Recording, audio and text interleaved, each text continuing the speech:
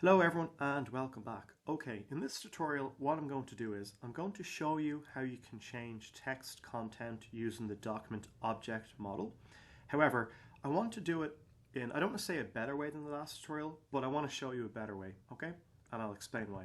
So what I want to do is I want to delete all of this that we did in the last tutorial, and I actually want to change this H2 to be a paragraph. So we'll just change that to be an opening p tag and a closing p tag. And what we'll do is, once again, we'll change this city from Paris to be Madrid. So we have our opening and closing p tag. If I go down to Google Chrome and just refresh, we see here we have Paris the text.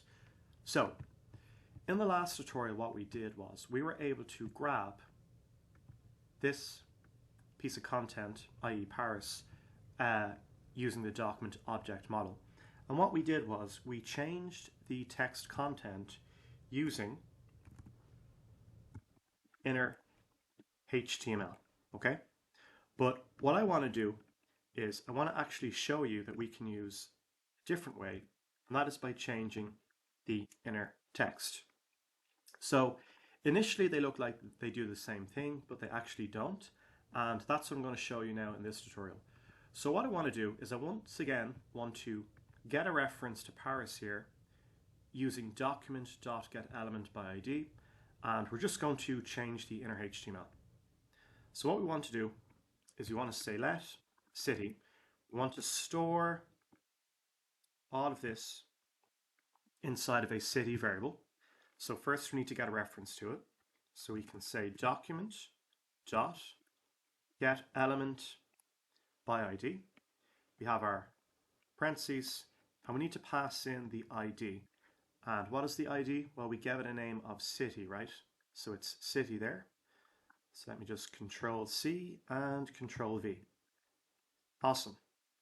Okay, now what I want to do is I want to get a reference to city. So I want to say we have grabbed it. So I just want to say city dot inner HTML, and I want to change that to be Madrid. Semicolon to save. So hopefully this is starting to look a bit more familiar now.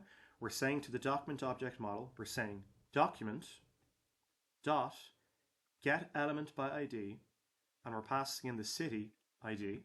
So that is a reference to all of this here. We saw that logged out in the console in the last tutorial, and we're storing it in the city variable.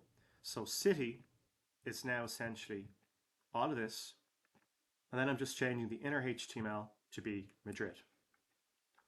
So if I save and refresh, we get Madrid, and that's awesome.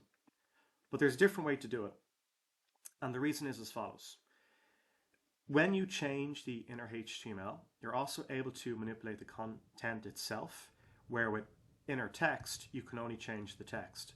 So for example, what I can do, so if I just show you the browser again, we have Madrid here as a paragraph.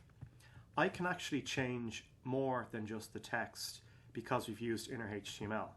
So for example, if I was to wrap our text inside of an opening strong tag and a closing strong tag, what you'll find is the inner HTML is going to change and it's now going to be bolded. So if I just save and refresh, we see Madrid has now been bolded, okay? So why is that a problem?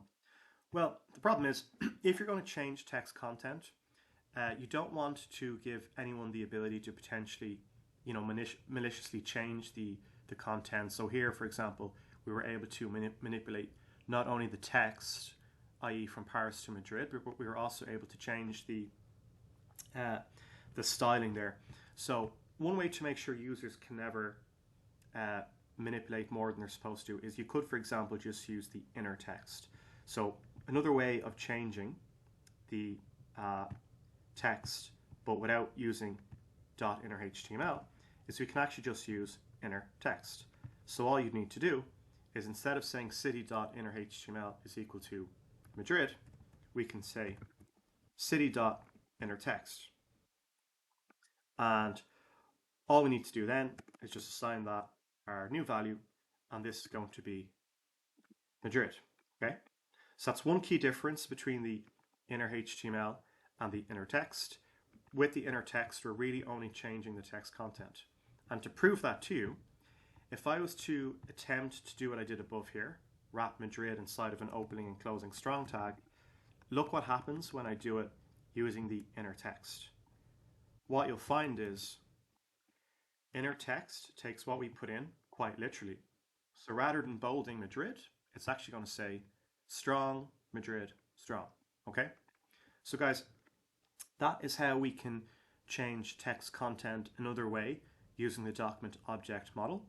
Probably better to use the inner text because that way there's no ability for the user to manipulate the actual styling of the text content. Okay, awesome.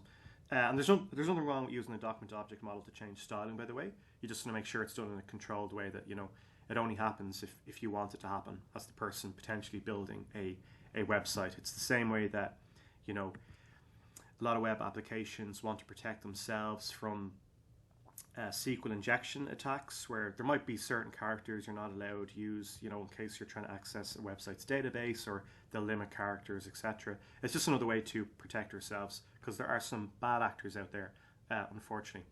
Okay, awesome. So enough negativity on my part. That was an awesome tutorial. We saw a different way how we were able to change content using inner text. So I hope you enjoyed that tutorial, and I'll see you in the next one where we will continue working with the document object model. So key takeaway so far is that you can use the document object model to change text content. We saw how we can use inner HTML, and we can now use inner text. But there's a lot more cool stuff we can do using the document object model. So I will see you in the next tutorial.